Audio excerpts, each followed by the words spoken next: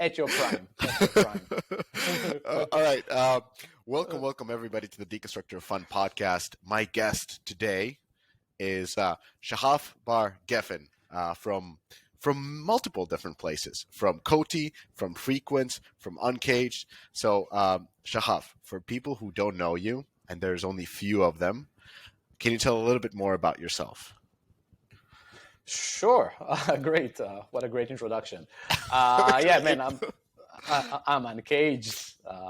We are a Web3 gaming studio with the first release, Monkey League, coming to your closest metaverse this year. But yeah, look, I've been in crypto since 2015. It was right after I sold a company, believe it or not, called Web3, which I started back in 2006. It was a media company, did really well, and then co-founded a company called Positive Mobile that was later on acquired by Brightcom. And yeah, I've been in crypto since 2015. When I joined, I thought I was so late because, everybody was already there, right? But yeah, 7 years later, I still think we're very early on. Yeah, okay. So the first thing I did was in 2017, started Koti. Koti it's deep tech. It's what is called layer one. Mm-hmm. Layer ones are protocols like Ethereum, Solana, Cardano, Luna, and such. And what Koti does, it helps enterprises and central banks build digital money. So this is what Koti is doing and doing really well. Frequence. So Frequence is, again, a tech company that builds algorithms to trade the crypto markets. Okay. It now manages, the algo manages about $250 million. Mostly it's prop trading. And it has done tremendously well in terms of returns. But the secret sauce is that it has a very low drawdown, meaning you can be exposed to the crypto markets that can be very volatile and enjoy a lot of upside, but with a very reduced risk. And everything was developed by Dr. Nira Lohani, my partner, who is the smartest person I know, maybe side by side with Charles Hoskinson, the founder of Cardano and Ethereum. But this is not what this conversation is all about. No, it's about UnCaged, which I chair. And yeah, as I've mentioned, it's a Web3 gaming studio, and it twines great expertise both in Web3 and crypto with deep expertise of gaming. As the co-founder of UnCaged is Raz Friedman, who is known as employee number one in Playtika and their mythical CPO. Yeah, so, and we'll have a specific episode coming in more about UnCaged, but then this one I wanted to bring you on because when people ask like who's the OG of blockchain, who's the crypto OG, that's Shahaf. Shahaf is when the crypto bros get together, they whisper the name Shahaf Geffen. So you're the Mac Daddy of crypto, and I wanted to get you on and really discuss about the evolution, where we are right now, and where we're going to be in a few years. I wanted to call this podcast originally as how to be a crypto millionaire in 1 year. But we recorded that on the side, and that will be published once I am a crypto millionaire in 1 year. So we will not be releasing that podcast unless you're a subscriber and own the DOF meta card. So it's only for those. The NFT. The utility NFT. Yeah. Of course. If you don't have the DOF NFT meta card, you will not hear this podcast and you will not be a crypto millionaire. but anyways. Yeah. And it only costs $900,000, so there's an arbitrage there. Easy money. Just find it on OpenSea. It is what it is. But let's jump into like I have a bunch of questions for you, and I don't know a better person to discuss these. So starting off with the first one is like, why did the blockchain and crypto became mainstream in 2021? Because I remember vividly that about a year or so, the NFTs kind of became a thing. People were writing about first like bankers in Hong Kong or was it Singapore? They're buying these JPEGs and paying a lot of money from it. And I thought that this is like well, the world was already going insane. Like people were on lockdown and everybody was a COVID expert. and, and, and the stock prices were soaring, which made no sense to what was happening on the ground. Like everything was crazy. Inflation was crazy. Governments were printing money. So of course people will start spending enormous amounts of money on JPEGs drawn in paint. Like that would be just a logical thing at that point. But kind of like, can you really talk about like why the 2021 was the sort of a unveiling moment for the mainstream audience? Yes.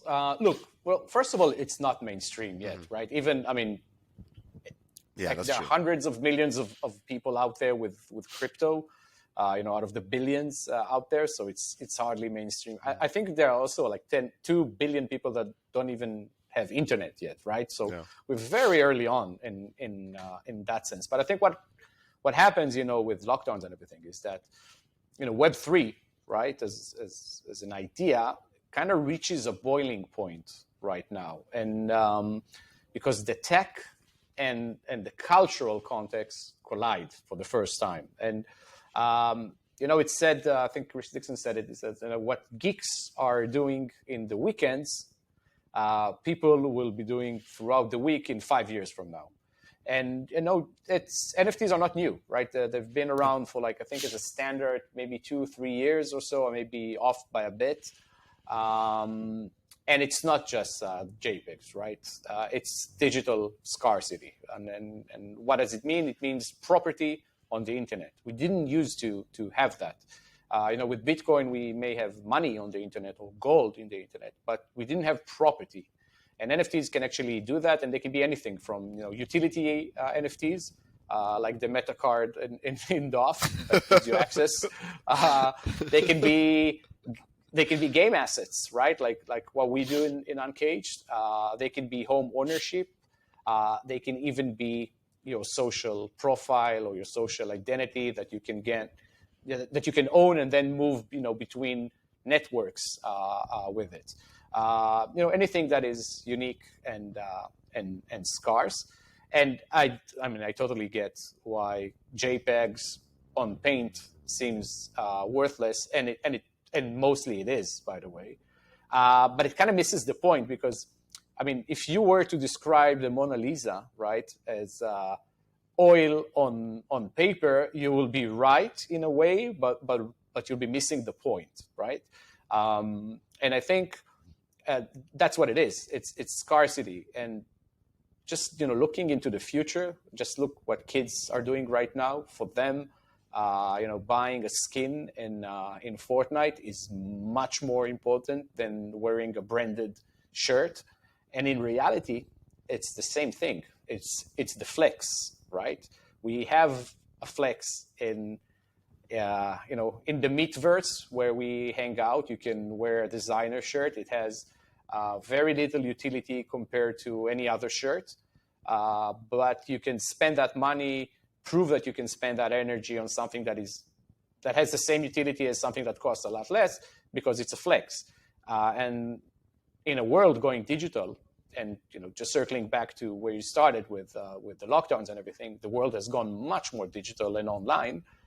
Having the ability to flex in digital space or in the so-called metaverse becomes important. This is how people can get access to things or brag or be included in something. So this is what the phenomena actually represents. And like with every hype cycle, a lot of things are complete nonsense. Most of them you can tell right away, but some of it is not. And the idea itself and the technology are far from useless. And we're hearing more and more about it because it's getting more and more interesting and more mainstream. By mainstream, I mean it's been out in Jimmy Fallon. It's like all these talk shows, and it's essentially discussed everywhere. So that's how I mean mainstream is like, your mom and pop are hearing about NFTs and fucking bored apes and stuff like that. Yeah. So yeah. I saw someone on Twitter said, I've been blocking Web3 content even before it was popular to block Web3 content. Yeah, exactly. So talking about a little bit about the history, and you mentioned scarcity, and that's an important point with NFTs, because during the time as the NFTs became in 2021, as they became more prominent, during the same time we saw prices of Rolexes blow up. We saw the prices for different kind of like physical baseball cards blow up. So everything that was scarce was getting, was blowing up essentially in terms of price, because there was inflation. People were just looking to put their money somewhere, and rare wines, whatever it is. And through that, like, you can find rare images of something, so NFTs, and that kind of rode the same way of scarcity. So I understand that from economical perspective. But going back into history, were there previously points where blockchain was becoming mainstream? I was kind of like, I've been looking at the prices of cryptocurrency, especially Bitcoin, having owned some since 2014. I remember 2017 was really high. Then it kind of went down, and by really high, it was like 18K. And then in 2021, when NFTs broke out, that's when also the blockchain prices were just bananas. Like, they were 60K in March. There was also 60K in November. So kind of like during those same peaks, we also saw the peaks for NFTs. So my question is kind of like, were there moments like for example, in 2017 where like, is there a correlation between all this blockchain, blockchain elements like NFTs and later on blockchain gaming, and the price of blockchain currencies? Well, yes, obviously. I mean, because it's the same people that saw, their portfolio rise a lot, that will later on go and buy, Bored Apes, right? It's the same people, because they've been in this space so early on, like you, by the way, 2014. So they can afford it, right, and flex with it in an environment that is kind of like them, right? Like, I know someone wanted, like, a very rich folk who wanted to be started building in the NFT space as an investor, right? And he needed a name for himself, like, he needed to be recognized. But how do you do that in a space that is all pseudo-anonymous or with digital identities? So he just went on to buy a very expensive Bored Ape, connected it to its profile, and now he's in the game, right? Now everybody recognizes him, and again, it's the same thing as showing up to a trendy place, wearing the right clothes, with the right watch. It's all the same. It shouldn't surprise you at all. But this is just the tip of the iceberg, right? What we're seeing right now, and in fact, like with games, right? It started back in 2018 with Axie Infinity paving the way for everything afterwards. They've revolutionized the model that has come to known as play to earn, which is actually something that personally I don't like, and this is not what we're doing in UnCaged, because you don't like exploitation. I don't think anybody is exploited there. But yeah, first of all, no, I do not like exploitation. But what I also don't like is games should not be just about rewards, right? Maybe professional players can play for rewards, but a game is a game, right? It should be fun. Entertainment. And it's entertainment, right? Yeah. And it's okay to pay for entertainment, but getting paid for entertainment means that you may be sacrificing something, like something doesn't add up. Yeah, it's very much growth dependent. It's gamified finance. That's what it is. Like, you're playing a game with real people kind of working for you, and you're reaping you're like a renter class in digital space in a game. So that's what I mean. Exploitation. It's like it's a game of like a renter class playing with a working class. Kind of like, I totally get it, like one of the things that we've decided early on in UnCaged is what we call, the test. What is the test for us? Is if you had money, lots of money, would you still play this game? Yeah. Like, if you don't, then we miss the point. Yeah. If you have a lot of money and all you want to do is to play the game, because now you have money, you have no worries, and this is all you want to do. This is the sort of game we want to develop. Yeah, right. And, so this is like, and for the listeners, by the way, who don't understand what we're talking about, so in Axie Infinity, the popular way to quote unquote play it is that you own a bunch of NFTs, which are these Axies, and then you rent them out to people in happy countries like Venezuela and Philippines and I don't know, like you know, not the most top of the list in the top grossing charts, if you will. But anyways, you rent these NFTs out, and they essentially play for you, and they farm for you various resources that allow you to mint more of these NFTs. So essentially, you don't have to play the game; the others play for you. You earn more for it, and through that's what I mean by being a renter. Yeah.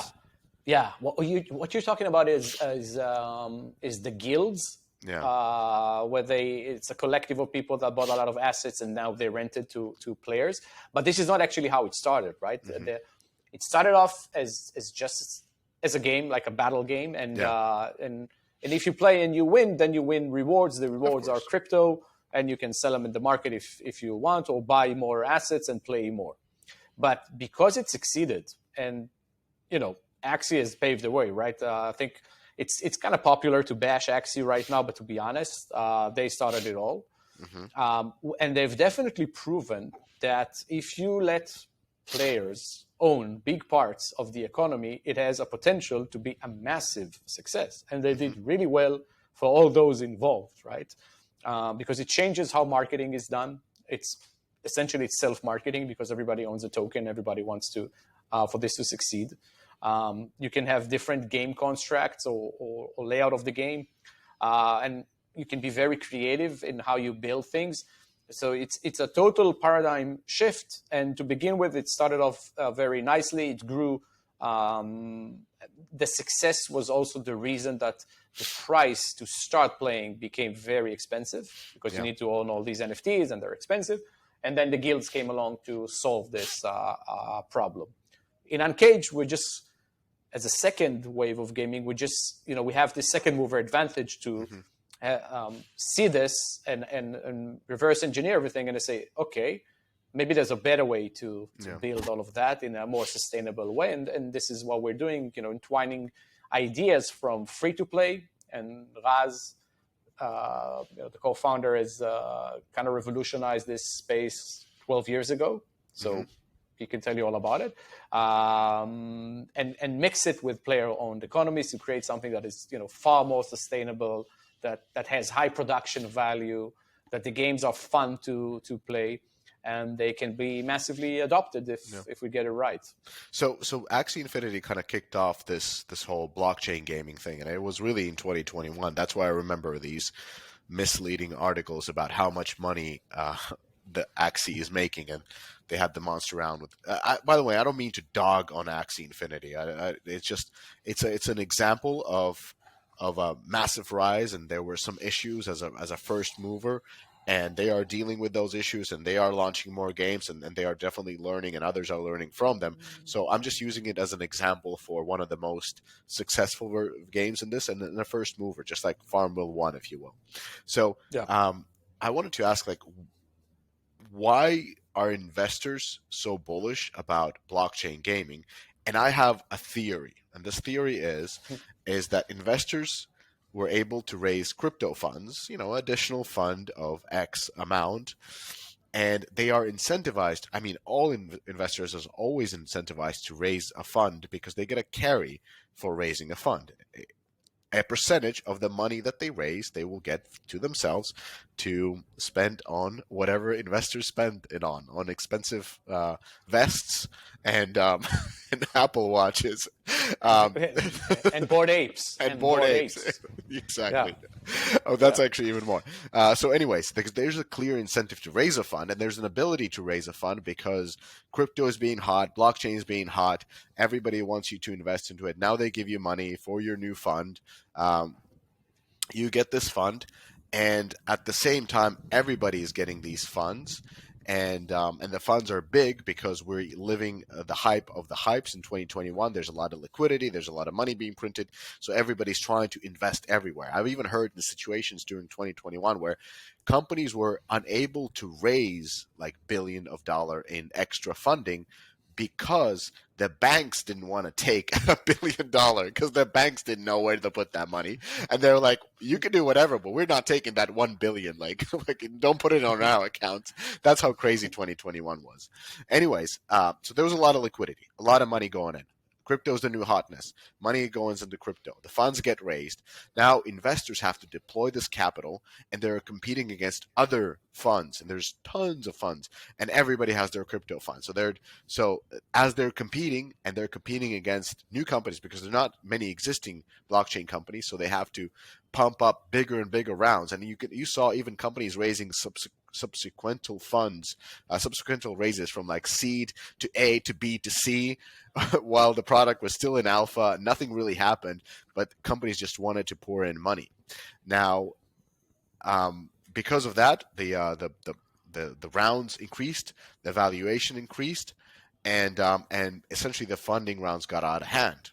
And I have plenty of people I know who were able to raise like $10 million seeds with just a presentation of a blockchain game, maybe a couple of images that they did, maybe even not. But the problem that I'm seeing is it pushes the valuations really, really high, and I don't even know what the exit strategy for investors are in blockchain gaming because the valuations are so high. And anyways, why do you think investors are so hot on the blockchain game? Well, look, it can be a mix of everything that you said, right? And probably is the story for some of the fund or some of the investments, but it doesn't tell you the entire story, right? It's hype cycles are hype cycles, but they do come for a reason, right? The collective smells that something is going on. They feel it. And some of the folks in the funds are really forward-looking thinkers. They work with a thesis. It's not that they just spread around money. They can spread it on anything, and blockchain happens to be there. It's not in the entire story. They're not stupid. I mean, you remember that part in Train Spotting where they said, take the best orgasm you ever had, multiply it by 10,000, and you're still nowhere near it. I mean, this is why we do heroin. We're not stupid. We have a reason. And I think the reason is, when is the last time you had a chance to be early on in a revolution, right? So you had an opportunity with the internet. You had another one, when the internet turned to Web 2 with, read-write, user-generated content. VR? No. AR? That may happen. And mobile, right? Yeah. Mobile. Yeah. You could be early on in mobile like we did with Positive Mobile. And now Web 3. It's a massive opportunity. I mean, hype cycles aside, everything, if anyone listening thinks that this Web 3 thing, I don't see this turning into something, he's denying reality right now. So you can talk about valuations and everything, but the basis is strong with this. And yes, I personally, I've been waiting for this opportunity for years, and early investors embrace risk. This is what they do, and if they feel that in their thesis this is where things are going, they should definitely take a position, right? That's their duty, and we are on the cusp of a massive paradigm shift, and it can definitely do to Web 2 what Web 2 did to Web 1. Think Wikipedia. Think about all these sort of things. And I think this is what is happening. It's not unique to blockchain games. It's not even unique to games, right? I saw in 2021 a lot of folks just leaving Web 2 gaming companies with a deck, with a team raising a $10 million seed. Yes. I know a few of them. It's not unique to blockchain. But yeah, so I think this is why it's happening. Just try to make sure that the noise that is happening from the hype cycle does not distract you from the fundamental change that is indeed happening with Web3. And Web3 games are just a part of it, kind of like, video content was to Web2. It's not the only thing, but it's a big thing. And I think this is what excites investors. And yes, competition is fierce, valuations are high, but it's far more expensive to miss out on what may be, some of the winners out there. What's the fundamental change? I mean, I think it's important to. I think you said an important thing. Like, it doesn't matter what you do, this is going to happen, and we kind of see it because there's such a strong force behind this. I mean, even Facebook changing its name to Meta, and everybody is embracing that it almost like has to happen. Like, there's no ifs and buts. But what are the sort of a fundamental elements that people need to be focusing on, rather than looking at all the craziness, looking at all the hype and just saying like, well, this is crazy, this will never be anything because this is so ludicrous? That's true, but what are the sort of fundamental elements that we should be watching at? Well, it's probably important because I guess, some will be listening and thinking, whispering to their wives later on tonight, everybody's talking about Web3. I don't know what it means. Yeah, exactly. I use this word a lot, but I don't know what it means. So the straightforward definition, Web 1 was read. It kind of, morphed what the paper was doing, and now you have this content and you can read it. By the way, massive. It was massive, right? And it was governed by the protocol, the internet protocol, TCP/IP. Easy. Then, someday we had Web 2. And Web 2 was read, write. People can write content in the website. It wasn't only the case. I guess some of the boomers will be listening and say, yes, I remember when, you couldn't write in the internet. But yes, it used to be that way. And now you can read, write, and things like user-generated content, YouTube, or Wikipedia that I've mentioned came along, right? So Web 1 is Britannica. You can read the encyclopedia as written by the top paid editors. And then nobody believes that a bunch of collective of people can write Wikipedia. Why would it ever make sense? And then it comes along because this is Web 2. What is happening with Web 3, I think, is even bigger because it's read, write, own. The fact that you can introduce tokens, doesn't matter if it's fungible or non-fungible, if it's NFTs or basic crypto, means that you can share the ownership around what is being created and incentivize everybody in a way that empowers a collective of people to do something instead of a centralized entity, whether it's a company, a government, doesn't really matter, that is incentivized by its profits to do something. When you do that, a lot of actually amazing things can happen. And again, you don't need to be a dystopian or maximalist believing in a decentralized anarchist world to realize that a lot of amazing things can happen. If it's games, the fact that players own their in-game assets and can improve them, port them, trade them, sell them, do it in different platforms, have different roles that are created by the collective. Entire marketing funnel changes because everybody owns a piece of it and now they want this to succeed.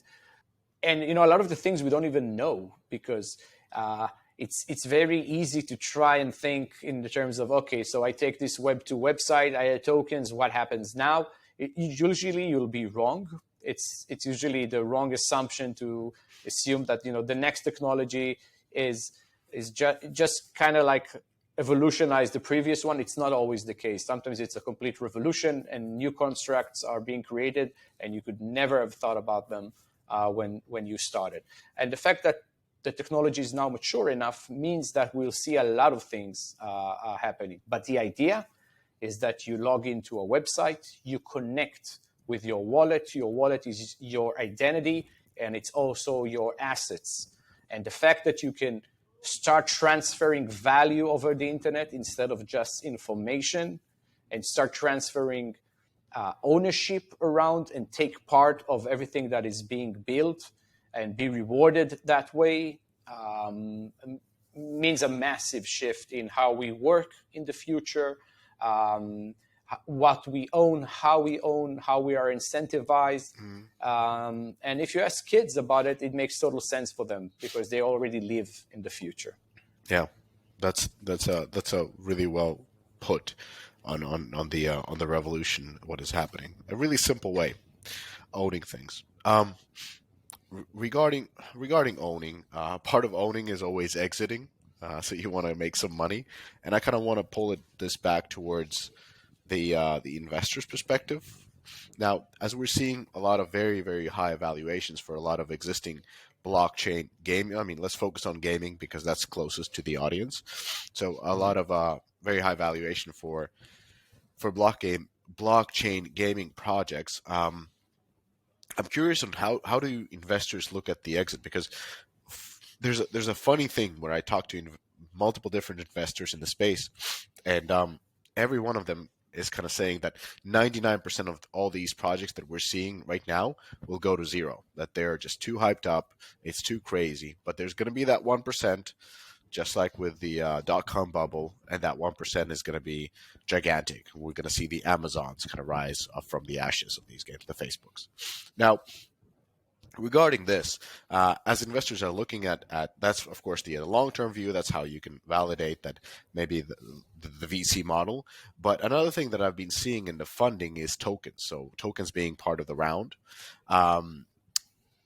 How does that work? Like there's a lot of misconceptions that I hear when talking to different founders about the role of tokens in funding, and I'm very curious of what are the sort of upsides and downsides we're using tokens, because in my perspective, if there's tokens that are part of the round, then that allows investors to kind of exit earlier by selling those tokens, and they're not that tied to the sky high valuation of the company. That's a positive sign.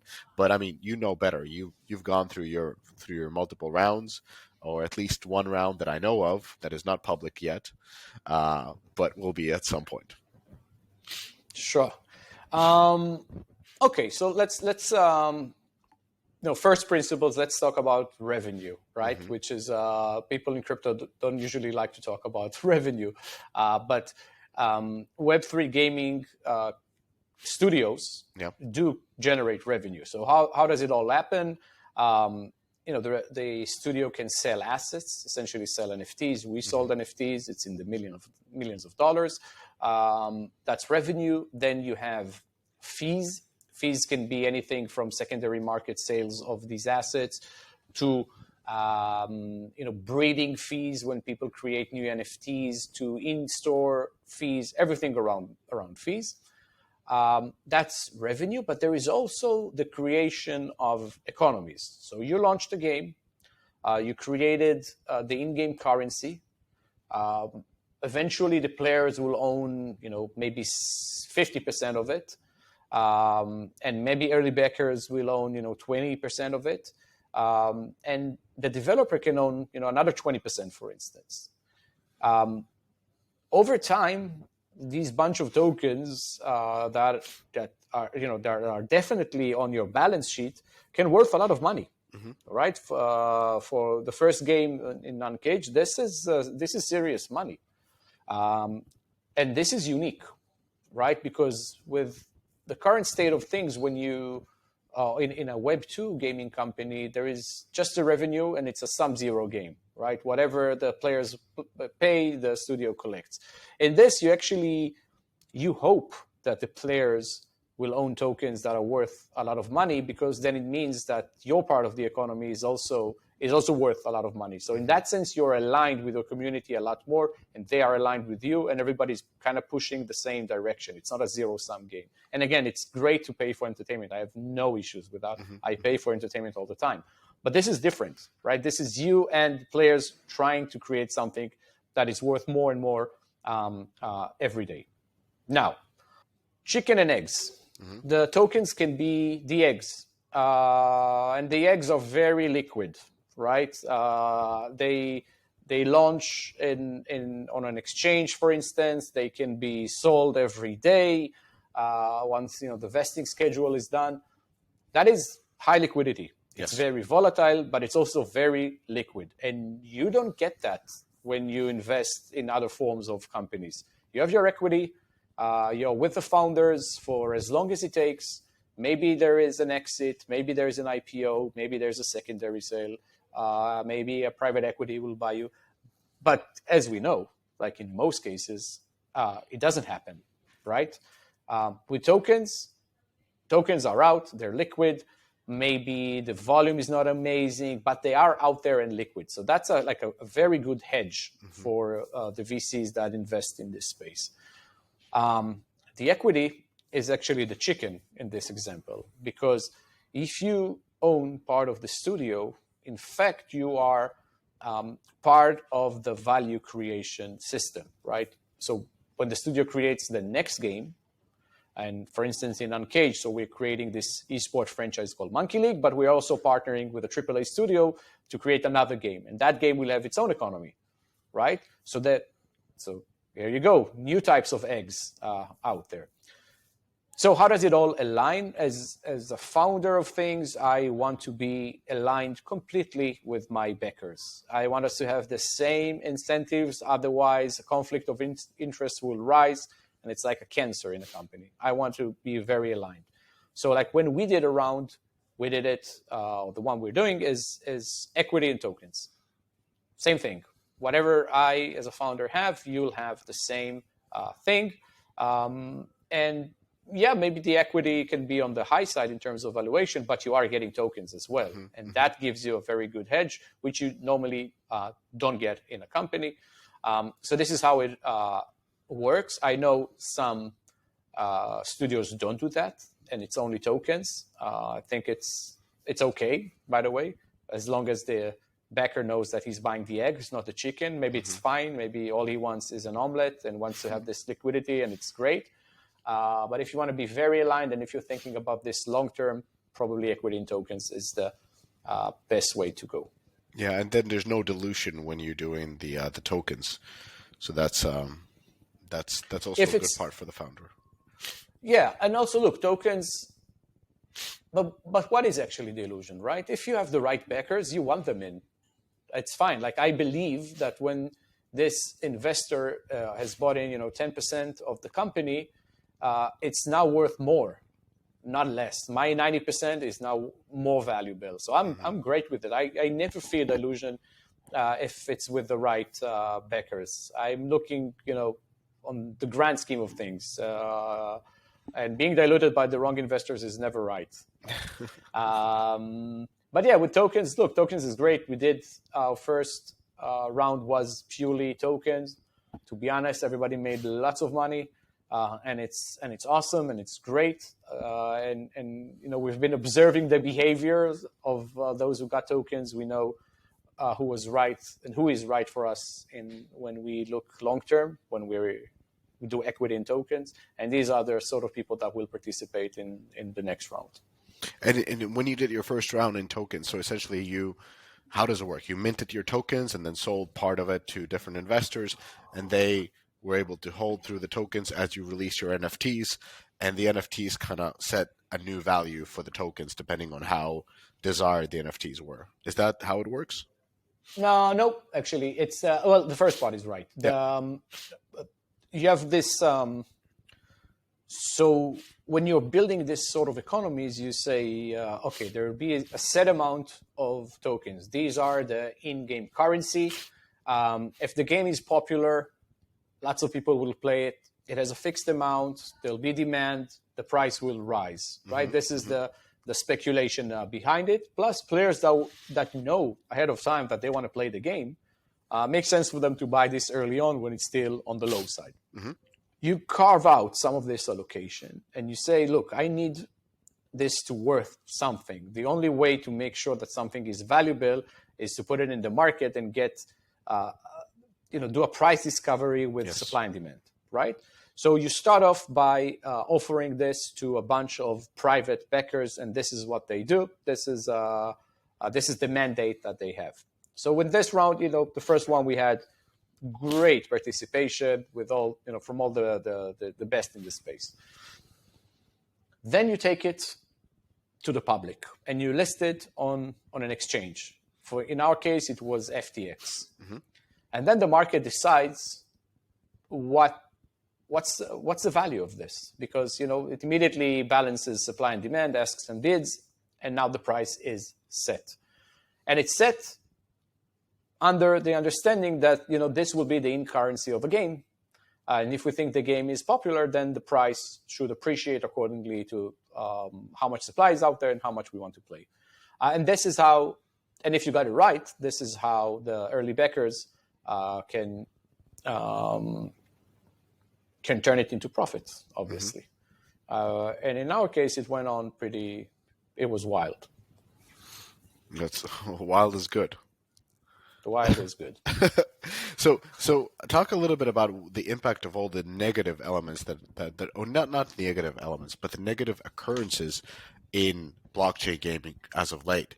So, I mean, what I mean by that is companies are always naturally more than happy to inform about their record transaction days, and some of this stuff has been, as I said, borderlining misinformation, because there have been titles like, again, I'm saying Axie Infinity, but Axie Infinity, 1.2 billion annualized revenue overtakes Candy Crush in 2020. I remember vividly seeing this. This is when I first heard about Axie Infinity. I'm like, what is going on? Like, what is this game that is making more money than Candy Crush? And then what also doesn't happen is there's there's rarely a follow-up on like what it is today, like what happened since that peak day. And that kind of creates this sort of it adds to this, how would I put it, like the negative perspective on blockchain gaming is like, you only inform us about the good news, but you're never here to tell us like what happened after that. It's like almost like reporting your, in free to play, reporting your sales revenue, like when you run a sale, that 1 day sale, and you get 5x, 6x, 7x higher revenue than on your normal day, but you would report only about that, but not how the game is doing as a whole. So that kind of brings a lot of skepticism and a lot of these shark fins that we can see in the success or lack of sustained success in these games. Like, what's your perspective on them, and how does that influence your decision making? Well, first, it boils down to sustainability, right? And again, this is not unique to Web3. Everything that is growth dependent will need to find profitability at some point. And by the way, Axie made lots of money. I mean, the tokens at their peak traded at, I think the fully diluted value was 27 billion. With turnovers, like trading volumes of like 1 billion a day. It means that if you had AXS, for instance, you definitely made lots of money. Full stop, right? It's not funny internet money. It's very real. And yes, these companies are not regulated. They're not at a stock exchange. They do not need to report in the same way that a traded company like maybe Playtika needs to report, and it means that they see things as they're going on a date, right? They put on their best shirt and makeup, and they don't need to tell you about the shitty parts as well. But they did make nicely. But again, as second movers, we need to think about sustainability, right? So. We're thinking about this, let's say, like we created this digital nation, right? And we need to make sure that it can run for years. It can't be like this, we created this country and now 2 years later it's completely fucked. Like, how do we make this sustainable? And, again, first principles, right? If you want, not everybody can win. Some will need to lose over time. Some will need to sponsor the others. So we've taken a few things into considerations. We've taken, ideas from free-to-play, mixed them with player-owned economies to create different game loops that are far more sustainable. We are thinking about monetary policy, like when is the time to inflate, when is the time to deflate. Thinking about NFTs, they can't be like uncontrolled growth of NFTs, because then it dilutes everybody else. How do we control this? So we've added a few more levers. How do NFTs evolve over time? What's the 10-year vision to this? How do we see it that way? And I guess a lot of it is that, and there is also just circling back to valuations and how this whole thing is being perceived. And as I've mentioned, I think valuation doesn't matter that much. As an investor, again, and I'm investing as well in this space for years. It's not about valuations; it's about picking winners. Yes, the Amazons and the Googles of the .com, but it was the same thing in 2017, right? With the ICO bubble, a lot of it was complete nonsense, and like we knew, being there, that's complete nonsense. But but you could have invested in Ethereum as well, right? Back then. So the fundamentals still matter. And some deals cannot be cheap enough to support the fact that the quality is so low. And high quality can be very expensive. Can it be too expensive? Maybe. But look, the competition is so fierce that if an investor will not pay this valuation, someone else will pick it up. Yeah. Definitely. The investor, the entrepreneur may compromise on the identity of the investors, but he will find money. So I think the opportunity in Web3 is so grand that over time, if you picked winners, it doesn't matter how much you paid in terms of valuation. What's more important is just making sure that you got a proper allocation more than anything else. And yes, everybody believes that they found the 1%. And yeah. I've even heard things from investors like, well, also sometimes when they invest into Web3, they invest on a team that can pivot out of Web3 if need be. Look, it makes sense. I think if I will never invest in someone says that you can pivot out of Web3 right now. I believe, in burning the ships when you board the island, right? Plus, this is like if you're doubtful of Web3, then you don't get it. You're either underinformed, or even worse, you don't get it. You can pivot within it a lot, right? Maybe this economical model doesn't make sense. Maybe eSport doesn't make sense. All of that I get completely. Yeah. But if you're thinking, I'm building my internet startup, but there maybe, just maybe, will pivot back to publishing it on paper. Because I hear people make money in newspapers. You don't get it, right? So I will definitely not invest in something like that. Yeah. Okay. You mentioned another thing that was very interesting because you're investing a lot in this space. You said that if the fundamentals are there and you have to pick winners, and it doesn't really matter what the price is as long as you get proper allocation, as long as you find those winners. How do you find winners in this insane blockchain space? Like, what do you look at? Because traditionally, when investing in blockchain, like let's talk only about gaming. Traditionally, investing into gaming, like you can have multiple different things, but in the end, investors is like, well, let's just look at the founding team. That's the only correlation we've been able to find with success, and even that is often not true. So it's like if the team makes sense, then I guess something will happen out of it. Yeah, the classical, the jockey, not the horse, right? But it's not the whole story. But I'll tell you what, like how we build things and how we invest in things. The three core things, right, are timing. And timing has been scientifically been found as the most important parameter of all, right? An amazing team with an amazing product at the wrong timing will not make any impact at all. Where if you're in the right place in the right time, something mediocre may work as well. So timing, team, product, core things, and in this order of importance. So in terms of timing, I think I think I've said it enough. Like the timing for Web3 is now. We're still early on. It's undeniable. So timing, I think, is right. Team, at least when it comes to Web3 games, I think, and again, I'm speaking out of our position, but I think people will agree, the team needs to be very well informed and expert both in Web3 and in gaming. It needs to be native in both. If you take a bunch of crypto bros and let them run a game, you'll end up with something that is completely outsourced, doesn't make sense, and nobody will want to play it. And yeah, this may have been a nice play in 2019, 2020, but with all the games coming out, you can't win with that. So it can't be just crypto bros. And it can't be just the gaming folks thinking, hey, you know what, let's just throw in a few NFTs and we're now in crypto. Well, you're not, right? You don't get half of it. And we've seen this sort of thing, kind of not succeeding. So I think the team needs to be native in both. This is how we've built UnCaged, and I think it's critical. Lastly, of course, is product, right? It's still important. Our fundamentals is I want to see teams, and what we're building is play to play. The game needs to have its own merit. It can't be just crypto.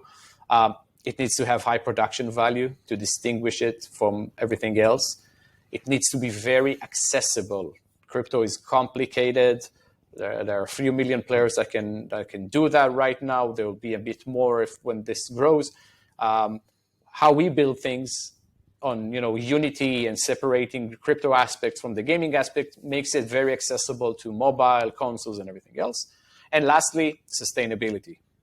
It can't be a game where you just create this money out of thin air, reward everybody, and hope they'll stick around, because they leave as the rewards end, because everything else does not work. So it's not easy, but we think that this is what we've built. I also think that a strong technological fundamental is important. In our case, we've built a robust platform that we can scale on and build games on. Technology is still a big part of it. And I think, lastly, quality is something that you can identify. And I think this is why, a lot of these cases, investors just go on with a team that makes sense, because they can spot quality. Mm-hmm. They don't know about the future, what will be created. Sometimes they don't get the space well enough. So all they can bet on is the team. And again, team is critical. Yeah. But quality is something that you can sense. So these are the things I'll be looking at and timing, team, and product, and then deeper into how native they are in both. How do you, and then the nativeness in crypto, you just basically have discussions with them, and if they can reply in a smart way, then that means they understand what they're doing. That's essentially it.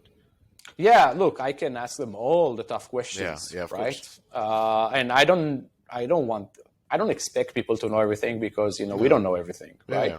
Yeah. But I do want to see the sort of critical thinking and what they get, what they don't get, the concepts. When are they just quoting stuff? Even quoting stuff is okay, but have the context, get it. And look, there are so many talented people in this space. I'm so average myself, right? But you need to surround yourself with people that are very well informed and understand where this is going, and predict things, not just people that can tell you, hey, this is where the ball is bouncing right now, let's do this. No. You need to figure out where it's heading. You need to be there ready to get it when it's there. So this is the sort of things that make sense. And why is it so that a lot of companies, they want to talk about the blockchain that they've chosen, the wallets, the smart contracts? Why do they feel that it's so important to communicate that? Or like some of the things that I was thinking, are they communicating these elements because they don't have much to communicate about their game? Like it's weird that you communicate so many technical aspects that are not really that important to the audience. Yeah. It's funny, it kind of reminds me right now, I had obviously iPhones, right? Mm-hmm. It was an amazing shift, right, from in mobile iPhones, and with early on, every new model brought in this cool thing you can do. Yeah. And it seems like the past, few models, I don't know, maybe the last 5 or 6 of them, we're just talking about processors and how many, the lens itself, and someone smart told me, when companies start talking about the tech spec, I immediately get frustrated, because it seems that they don't have anything left in terms of innovation, right? So I totally get what you mean. But look, these cycles always begin with technology and then business. It's technology first. Technology and science are what are the things that actually push our universe forward, right? So this is how it begins. Hopefully, this is not where it ends. But a lot of the game developers out there are crypto bros. Yeah. And as I've mentioned, this is what they get and this is what they'll talk about because this is where they feel this is their comfort zone. And the technology is undeniably critical in these games. But it's not that having the proper Unity or team in your game is not important, but it's kind of trivial right now. But in this space, because it's so early on, people discuss it a lot. But when the technology is right and when the technology is good, it's like magic. Yeah. You have no idea how it happens in the back end, but it just works. Exactly. You leave an Uber and you don't need to worry about payment, right? Nobody ever talks about how payment is done in Uber because it's so good. You don't need to worry about it. You don't need to talk about how processing gateways work. And who cares, right? Yeah. It works. It's amazing. It's so good. I don't even need to talk about it. It's different in our studio. I think 90% of the people in the studio are gaming experts, and we're very much game focused. And if it's not necessary to use blockchain in any aspect of the game, then we just don't. We're not maximalists at all. And I mean, just look at the stuff that we publish out there. Most of it is game related. It's not, hey, we're doing this cool thing on Solana right now, and you can do that without storing your keys. And I get that most people don't get it. And I think it's almost like off-putting. Like we don't see any other game marketing being done of like this. I mean, maybe when Unity first came in and people were kind of talking about this game is done in Unity. It's like, I don't care. I really don't. Yeah. I really don't care what backend solution you use, what engine it's built in, what attribution platform you use, what marketing channels did you use. Like those are like such nuances that might be interesting in a deep dive podcast for a specific audience. Yeah. But till then, whether I'm not gonna call EA and tell them, hey, what? Look, I've just noticed you're not doing this on Unity, and I just wanted to ask why. Yeah, exactly. Like we need to call this out, or even like things of like what, like it almost adds too much weight on like which blockchain layer 2 you've chosen. Like Avalanche. Did you go with Avalanche? What did you go with Avalanche? Like who gives a shit? There was a good deal. They took it. That's it. So move on. But anyways, like then that's true. Like in order to be more accessible, in order to be more mainstream, in order to be adapted more, I think I agree that the production quality and quality overall needs to go up. And I think the focus, as you said, needs to go into the game. Like you need to be selling the game. If the game is interesting and the blockchain aspect of it is used in a smart way where the players can actually own something that is very interesting to own, and they're not owning just to rent it out and make money off some poor Venezuelans, then these are very interesting things. These are you're creating a new style of new way of entertainment. Yes. So that's the important message there, not what blockchain layer 2 you're using. That should not be even said anywhere. Like that's your business. Yeah. But again, look, right now, like I think the first question we asked last year was, let's decide right now, are we a crypto company building a game, or are we a gaming company, an entertainment company using Web3 and crypto as part of what we build? And either way is fine, but it's like a very different strategy. And to be honest, most chose to say, I'm a crypto company building a game because then I have all the crypto folks behind me and around me. They are the folks right now with all the cryptos. So let's be there. It makes total sense. But over time, I think we will win because we are a gaming company using crypto and not the other way around. So the beginning can be tougher, and it's not, by the way, because we are crypto native as well. But over time, it's entertainment. Yes. And you're not competing against other crypto games. You are competing against any other way that people like to be entertained. You are competing against Netflix and Apple TV and a soccer game at the backyard with my kid, against a restaurant, against my sleep, against how I spend my free time. Yeah. And if you don't get that this is where you're competing and you're just trying to beat the other bullshit crypto game, you may have some short wins. You can even make money out of it, but this is not what gets us excited. This is not where we are. This is not where we're building something big. Yeah, and that's a big challenge for a lot of companies, like whether it's Ubisoft or Square Enix or you name it, Jam Cities and other ones, where their C staff, their leadership has been openly talking about their interest towards blockchain gaming, and then at the same time you see the whole company not only not embracing it, but most of the company just being detractors towards the whole blockchain gaming because they don't understand it. They don't see what the leadership sees, and I think that leads to a very dangerous situation where the leadership might be like, "This is the path. I believe in this. I want to change this towards it," but the staff doesn't want to do it, and it's kind of either they will leave or they're kind of forced to do it, and that's never a good way or a sound way to build something sustainable. Oh, look, it's the classic innovator's dilemma, right? And over time, it has been proven that in most cases, this will be grassroots. It will not be an off-spin of a company that is so trenched in their very successful model, whether it's free-to-play or subscription, to abandon that. It's like, it's always been discussed in strategy meetings. Hey, let's be our own competitor, but nobody's actually ever doing that. They're not incentivized to do that at all. But I think things have been difficult in mobile lately in Web2 games, right? Of course. And I think maybe some will see this whole Web3 thing, crypto games, as a threat, but it's a major opportunity. It's a major, major opportunity. Maybe not the best way for these giants is to, let's just steer the cruiser 30 degrees right and do something completely different.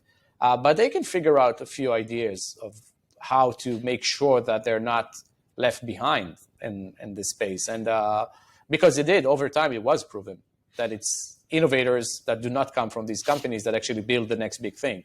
But not always. And the opportunity, and look, we've been openly discussing this with a few of the studios that you can think of. And I like their approach of, hey, let's do this together. We'd rather have this done a bit outside, but a bit inside in a way so that, we don't completely defocus ourselves, but we do stay relevant. Yeah, I think the important part there is context. Like, you need to give people context of why do you believe in it. Have an open conversation. Explain your reasoning behind it. You may also need to explain the difficulties in your current business model, which of course raises stress for a lot of people because they don't know the business realities of the world. They have no clue. They have no understanding of the market. And I think it's important to share that context so that people can arrive to the same conclusion. But oftentimes the executives are afraid to give the same context that they have. And instead they give these polished half stories or stories that everybody senses is kind of bullshit. And then through that, they turn against them. So if you want to turn the ship, tell people about the iceberg ahead. And but don't ever ask them to row to a different direction if they don't know why. Like, they won't do it, or they do it haphazardly. So that's really my 2 cents there. But anyways, I wanted to ask you the last question before I let you go. Let's say somebody's raising funds. People are listening to this and they're getting curious, and they have been curious about blockchain gaming, and they're thinking about raising for it. And we're not talking about raising a pre-seed or a seed. We're talking about an existing company that, say, has passed those stages, maybe is in post-Series A, maybe has a live game, but they're looking into venturing into blockchain gaming, what would be the way to get the funds for it? Essentially, what's the best way to create the FOMO to get investors on your side? Assuming they have handled the timing, it's a good timing right now. They got the team. They've been studying blockchain gaming. They are experts in making gaming, and they have proven ability to build sustainable, high-quality products with great technology. Sure. So, well, probably one of the things that they will be missing is the Web3 expertise, as you've mentioned. If they've created this massive expertise in gaming, they couldn't physically create the same thing in Web3 at the same time. Not the same people, at least. Like if you're not native, you will always have this accent, right? And this space, the Web3 space is so cynical in a way. And I'm like one of the most cynical people, and I'm embarrassed in how cynical this space can be. They get it right away, and they will push you out. Right? You need to make sure that you onboard native folks, or partner up with folks that know what they're doing in this space. Look, I'm not an expert in building FOMO. I'm a builder, not a banker when it comes to fundraising. The reality is that you can't fake these things. And if you can do it forever. You can't half do it. You need to decide that this is what you do. Usually it even doesn't make sense to take a game that you already have and say, let's make it let's turn this into a Web3 game now. If you, maybe, I haven't seen everything, but from what we've observed from the studios that came into us, hey, we have this game. It's not doing amazing. Let's make it a crypto game, and then it will make lots of money. It's not the case. That's not how it goes, right? You need to figure out the mechanisms behind it, the constructs that make sense. Unless if you don't do that, you're part of a hype cycle. Yeah. You will crash and burn at some point. You need to really innovate. You need to think in first principles always, and how everything orchestrated together with the tokens, with the NFT, with the game, with the players, with this entire ecosystem. So again, no silver bullets, just a lot of lead bullets with this. But look, I'm talk to us. We'll help. Yeah. So essentially, either bring a new Web3 expert on site, or partner up with a company that has Web3 expertise, have your clear vision, what kind of a game you want to make, how do you want to use blockchain as a part of that game that makes the game better. Yes.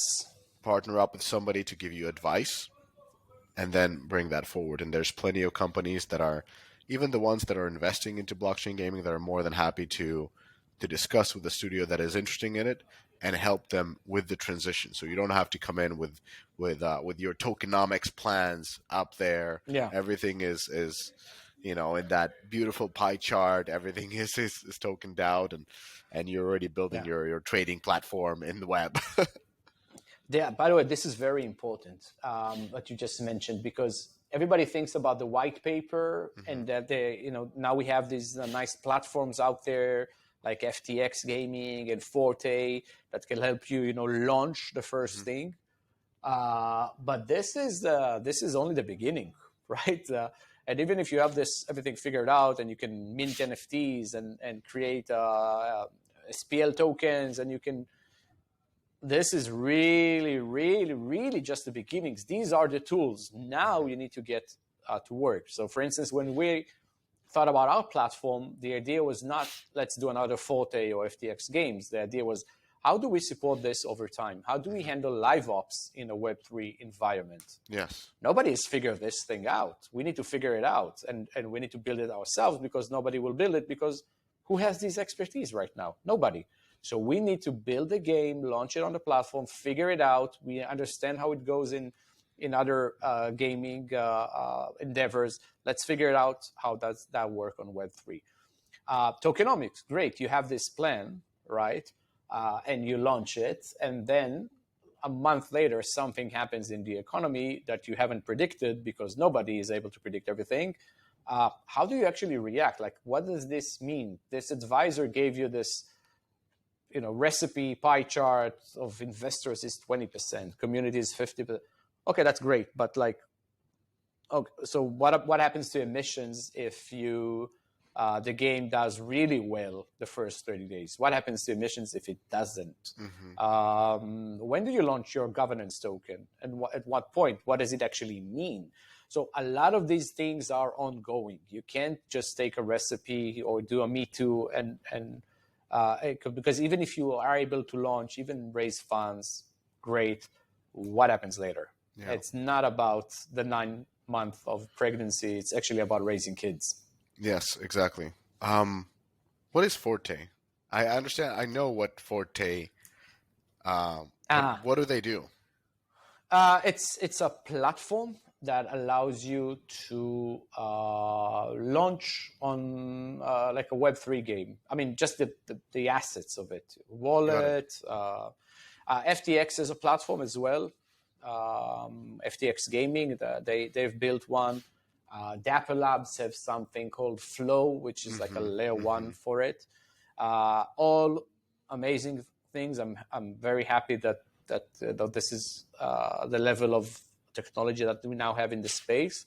But I think people ran to build picks and shovels too fast without the expertise of what it actually means. And I get it, and they have crazy valuations, and they're awesome. We love them. But we felt that as builders, for us, like in our level of expertise, this is too generic. We need to build our own tools, right? We are settlers in a new land that nobody's ever seen. I can't expect people sending me hammers from the US and this will work in this new world. And right? generic hammers that would work with everybody, with every kind of company, with every. I always have my sort of I don't know, spidey sense going on when somebody's building a platform, because I respect I respect everybody, but especially I think a smart strategy for any kind of platform like Unreal is really smart. They have their own game, they make their own games, and they build a platform to support games like that. And and it's a very clear choice, and that they're not making any kind of bullshit because they actually have an internal teams that are using the same engine. So they have an internal client, not only external clients. So it's a smart approach. This is our play as well with this. The Unreal play. Yes, the UnCaged play. The UnCaged is the new Unreal. All right. Well, on that note, Shahaf, we can talk forever, and we do chat quite often. Thank you so much for joining the podcast. A lot of questions answered that were particularly interesting to myself, and for everybody listening, just keep sending more questions about Web3 and what do you want to hear, because we'll keep on having great guests like Shahaf, or we will have Shahaf back as a guest to answer more of these questions, because he's a true OG in the Web3. I mean, Web3. You had the Web3. Web address in like 2005, right? 2006, yeah. See? Yeah. See? 2006, yeah. But it's overstated for sure. But I did have that domain in 2006. Receipts, just facts. So anyway, everybody, thank you for listening, and catch us on the next episode. Shahaf, toda raba. Thanks. Thank you. Toda raba. Thank you for listening to the whole episode. If you like this podcast, please do leave a comment and share the episode.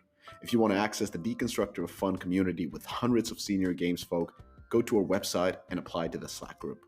And if you want to get notified of all the new content we have coming out every week, do subscribe to the weekly Deconstructor of Fun newsletter.